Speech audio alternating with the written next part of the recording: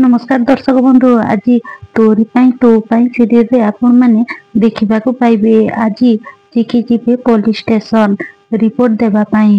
राम मध्य थिबे सेठी।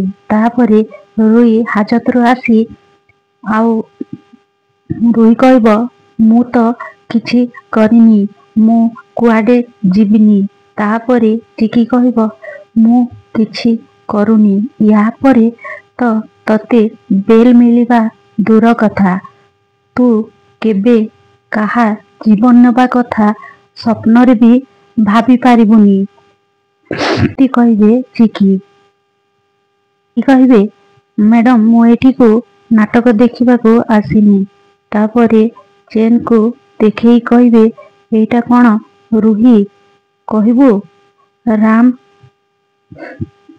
तते मुह देखारे देथिले, एबे आउ कहनी जे एटा तोर नुहे बोली। चिकी कहबे हाँ एटा मोर, किंतु एटा तते कोठू मिलिला। रुही कहब तो रूम रू डाइनिंग टेबुल रू थिला। चिकी कहबे करेक्ट, एटा तो पाखरे रहिबा कथा, तो एटा जाई मिस्टर अगस्टिन को पाखरे केमिति रहिला। एटा मु नहीं आसीथिली तो रूम रो।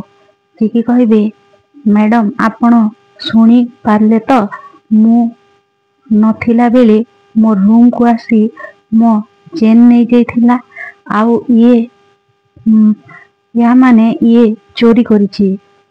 आठू मोर 10 ग्राम डायमंड भी चोरी हो जाइछि। याको मर्डर केस सहित चोरी केस रे जेल हेबा दरकार।